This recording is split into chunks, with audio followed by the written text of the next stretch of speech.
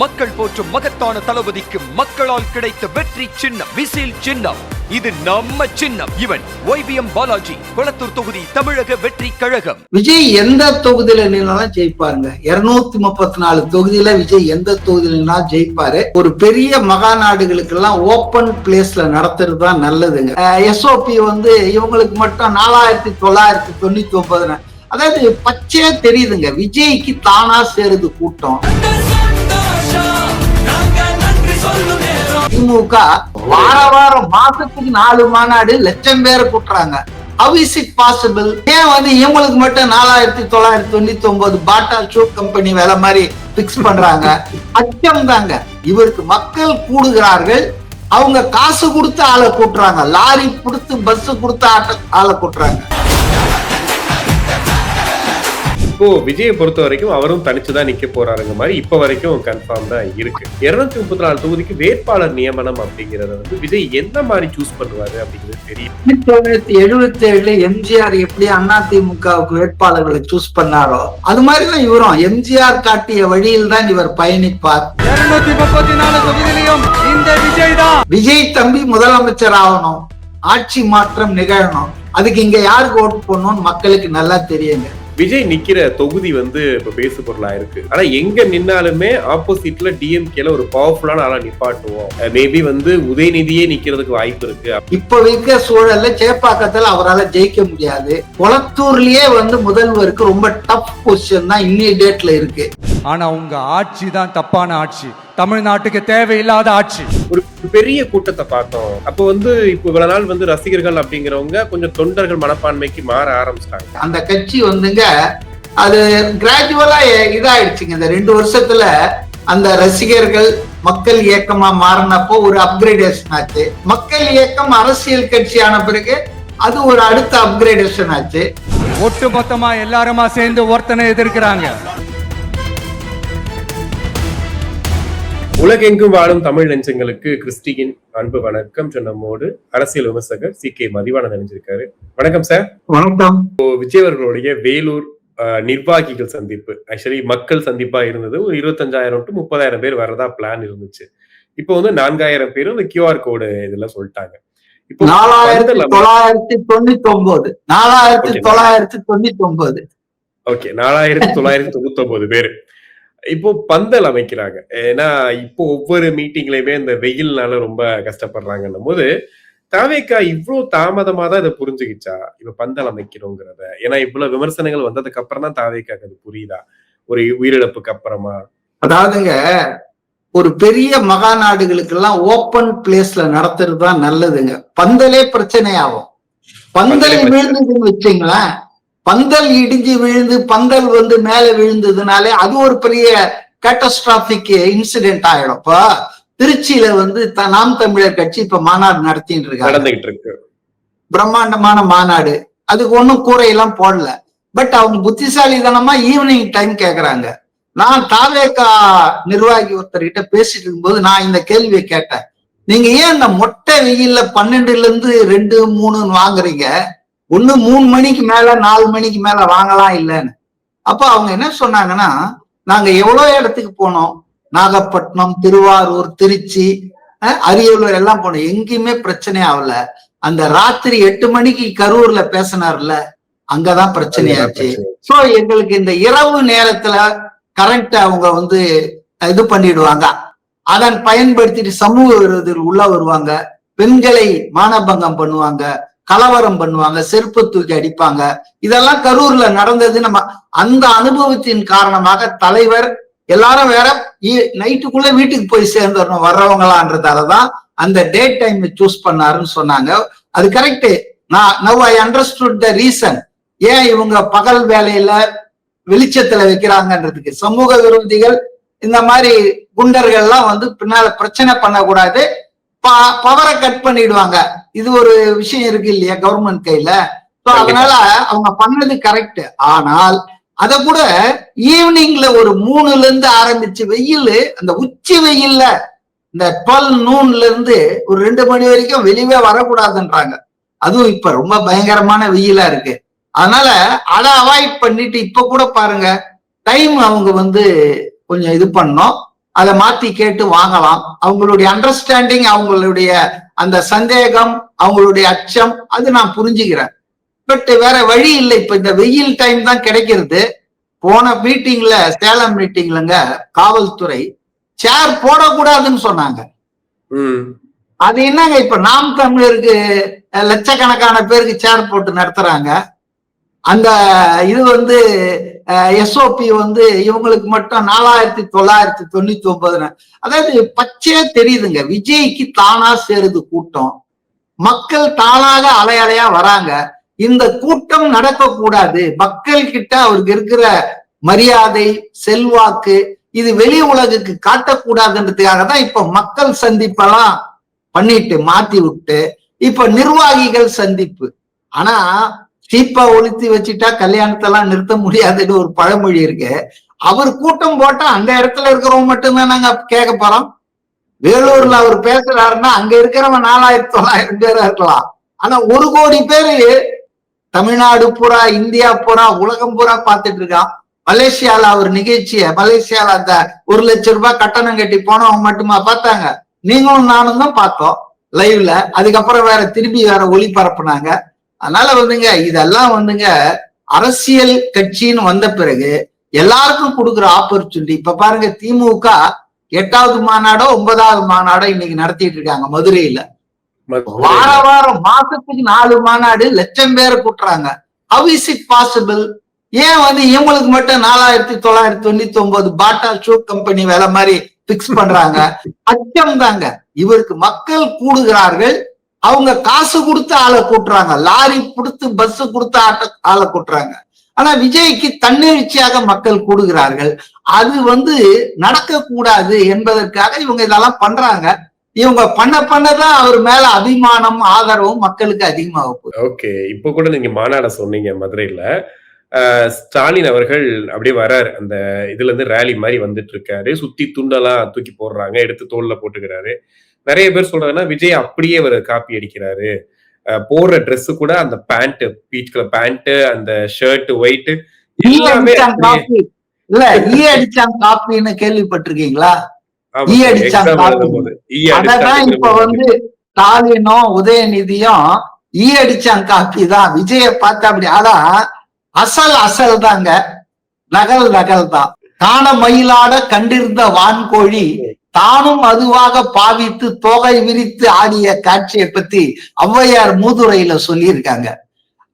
இதெல்லாம் வான்கோழிங்க, அது மயில். விஜய்ன்றது மயில், இது வான்கோழி. இவங்க என்ன பண்ணாலும் எடுபடாது மக்கள் கிட்ட. இப்படிதான் பேர் வாங்குவாங்க, காப்பின்னு தான் சொல்லுவாங்க. இப்ப பெண்கள் வாக்குகளை அதிகமா ஈர்க்கிறதுக்கு திமுக போராடிட்டு இருக்க மாதிரிதான் தெரியுது. ஏன்னா இப்ப 5000 அந்த மகளிர் உரிமை தொகை அப்படிங்கிறது. ஆனா ரொம்ப சீக்கிரமா அதை கொடுத்துட்டாங்களோ? ஏன்னா தேர்தலுக்கு இன்னும் நாட்கள் இருக்கு. விஜய் நினைச்சா அதை உடைச்சிட்டு அடுத்த கட்டத்துக்கு முன்னேறி போயிட முடியும் இல்லையா? இல்ல 5000 ஒண்ணுமே கிடையாதுங்க. நீங்க வேற அதெல்லாம் நீங்க பெருசு பத்திராங்க. ஒரு மந்திரி தீபாவளி போது பேசுறது எனக்கு இன்னும் காதுல இருக்கு. இந்த 1000 ரூபாய் கொடுக்கறதால நகைக்கடையில கூட்டமா, ஜவுளி கடையில கூட்டமா, பஜார்ல கூட்டமா, மக்கள் எல்லா பக்கமும் கூட்டம். 1000 ரூபாய் வச்சு நகை வைக்கிற விலைக்கு ஒரு கிராமே 13,000 14,000 ஆயிருக்கு. அது என்ன நினைக்கிறாங்கன்னா, இவங்க ஏதோ ஒரு 1000 ரூபாய் கொடுத்தவொன்னு அவங்க சாப்பாடே ஒரு வருஷத்துக்கு சாப்பிட போறாங்கன்ற மாதிரி இவங்க அதீதமா பேசுறாங்க. இதுவே இவங்களுக்கு எதிர்ப்பா போய் முடியும். இந்த 1000 ரூபாயில பெண்கள், குடும்பங்கள் வாழலைங்க. அவங்க வாழ்க்கைக்கு எவ்வளவு கஷ்டப்பட்டுட்டு இருக்காங்க, எவ்வளவு பிரச்சனைகள் இருக்கு. அதெல்லாம் தீக்காம 1000 ரூபாய் கோடைக்கால உதவியா குளிர்காலத்துக்கு கொடுப்பாரா? இல்ல கோடை காலம் விஜய் கேட்ட மாதிரி 2026 தான் கோடை. இவங்களுக்கு அரசியல் கோடை காலம் வந்துடுச்சு. திமுகவுக்கு அரசியல் பொலிட்டிக்கல் சம்மர் வந்தாச்சுங்க. அதனாலதான் இப்ப 2000 ரூபாய் சிறப்பு தொகையா. என்ன அநியாயம் பண்றாங்க?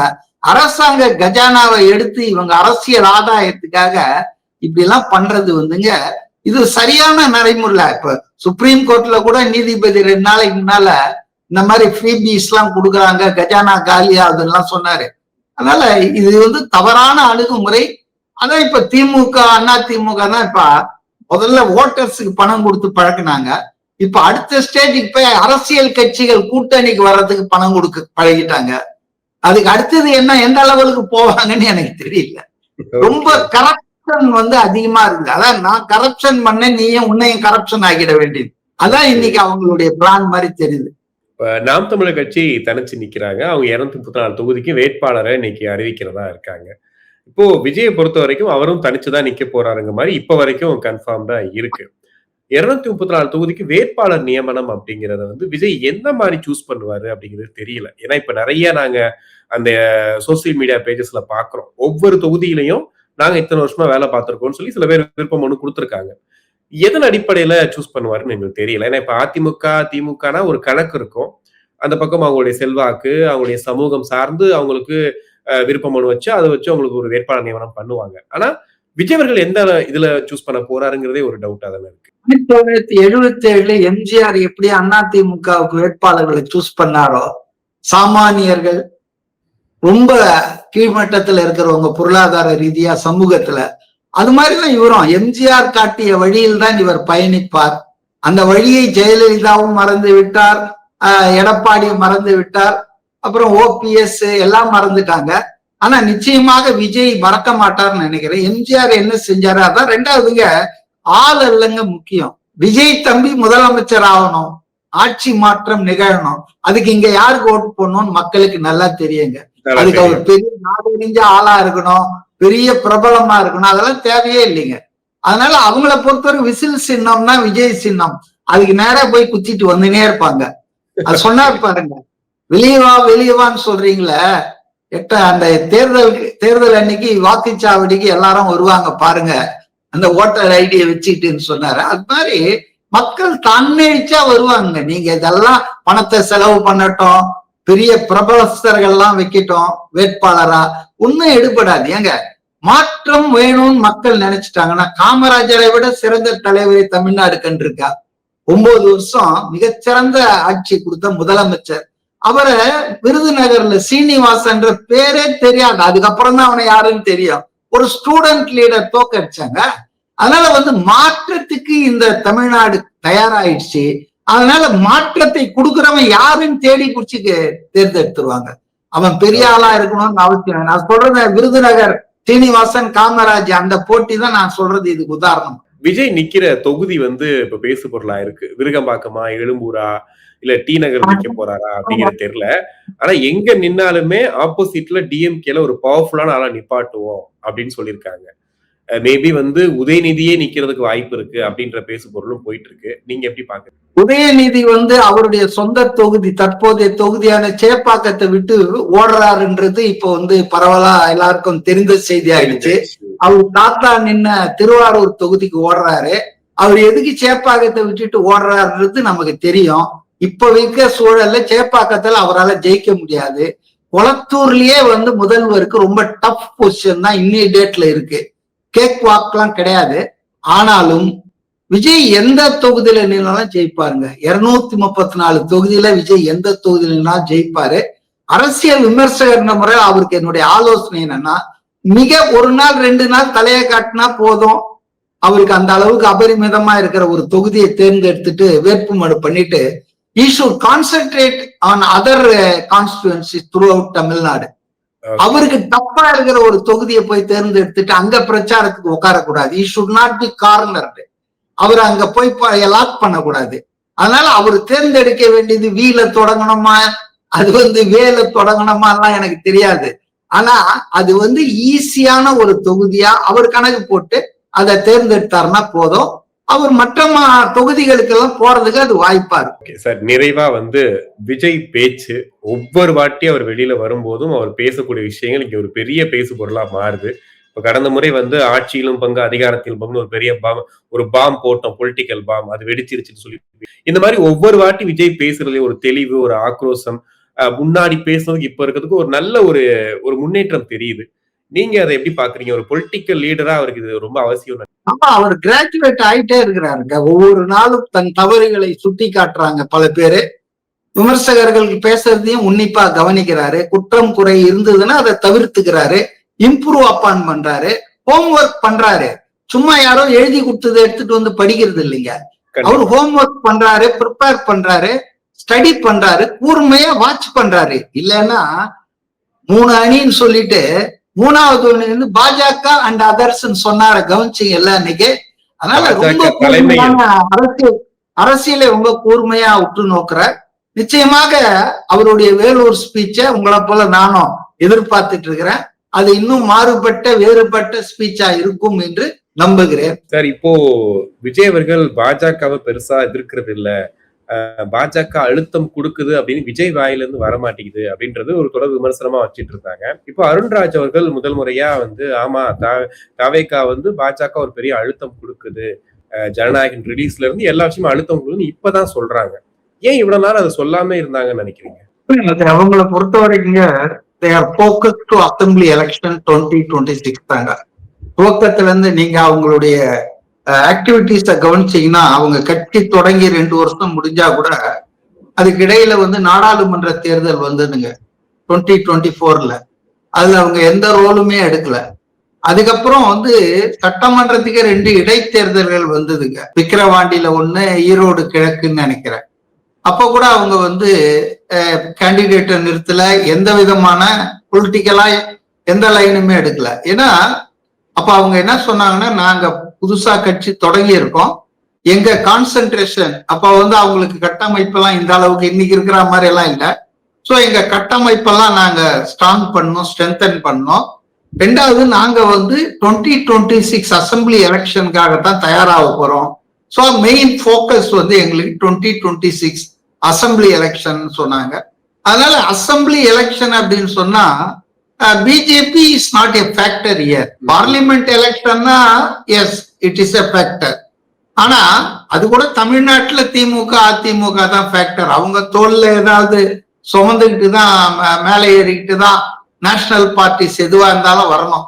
அப்போ பார்லிமெண்ட் எலெக்ஷன்ல பிஜேபியை பத்தி விமர்சனம் பண்ண வேண்டிய அவசியம் இருக்கு, ஒரு ரீசன் இருக்கு. ஆனா சட்டமன்ற தேர்தல்ல அதுக்கு அவசியம் இல்லைன்னு நினைக்கிறேன். அண்ணா திமுக ஆண்ட கட்சி ஆள்ற கட்சி இவங்கள விமர்சனம் பண்ணா போதும்னு அவங்களுடைய வியூகத்தை அப்படிதான் வகுத்து இருக்காங்க துவக்கத்திலிருந்தே பாத்தீங்கன்னு சொன்னா. ஆனா அதே நேரத்துல நேரம் கிடைக்கும் போதெல்லாம் அவங்க சொல்லுவாங்க, ரீட்ரேட் பண்ணுவாங்க, எங்களுக்கு ஐடியாலஜிக்கல் எனிமி தத்துவார்த்த எதிரின்றது சித்தாந்த எதிரின்றது பாஜக தான். மக்களை மதம் ஜாதியால பிளவுபடுத்துற அந்த கட்சியை வந்துட்டு நாங்க எப்போதும் எதிர்ப்போம்ன்ற மாதிரி அவங்க வந்து சொல்றது உண்டுங்க. அதனால பெருசா அவங்க வந்து யார் வந்து தங்களுடைய எதிரி என்பதை அவங்க செட் பண்ணிட்டாங்க. அதனால அவங்க வந்து அதுதான் தன்னுடைய எதிரின்றதால அவங்க தெளிவா திமுக ஆட்சியில இருக்குது, அதை தான் நம்ம கான்சென்ட்ரேட் பண்ணோம். இப்ப டீவியேட் பண்ணி டைவர்ட் பண்ணோம்னா நம்ம எஃபர்ட்ஸ் எல்லாம் வீணாயிடும், போக்கஸ் வந்து லாஸ் ஆயிடும் அப்படின்னு அவங்க நினைக்கிறாங்க. அது சரின்னு நான் சொல்றேன். ஓகே, இப்போ அதுக்காக தான் பாஜக எதிர்க்காம இருக்காங்க இப்போ வரைக்கும். ஒரு பெரிய அழுத்தம் கொடுக்கறாங்க. அது ஒரு ஃபேக்டர் இல்ல. அதாவது Bajaka is not a factor in Tamil Nadu politics. National பாலிடிக்ஸ்ல it is the factor, I don't deny it. But Tamil Nadu state பாலிடிக்ஸ்ல ADMK is a factor, DMK is a factor, Congress is somewhat factor. So அவங்க வந்து இந்த 3 பேரை பத்தி தான் ஒரி பண்றாங்க. ஒன்னு தீய சக்தின்னு சொல்லிட்டாங்க, ஒன்னு தூய ஊழல் சக்தின்ட்டாங்க, அவங்கள தூய சக்தின்ட்டாங்க. காங்கிரஸ் வந்தால் நல்லதுன்னு வெயிட் பண்ணிட்டு இருக்காங்க. சோ இது அவங்க வந்து ரொம்ப கால்குலேட்டடா அவங்க போக்கஸ்டா இருக்காங்கன்னு தான் நான் பாக்குறேன். இப்போ வந்து தாவேகா தரப்புல பிரச்சார பொதுக்கூட்டம் நடக்குது.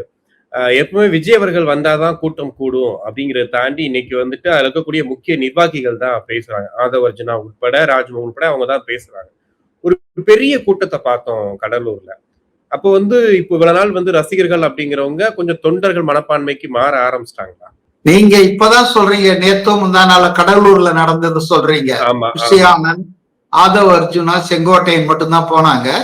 நான் சொல்றது வந்து பல மாதங்களுக்கு முன்பாக சேலத்துல விஜய் வர்றதாவே அங்க லிஸ்ட்ல பேரும் இல்ல, ஒரு தகவலும் இல்ல.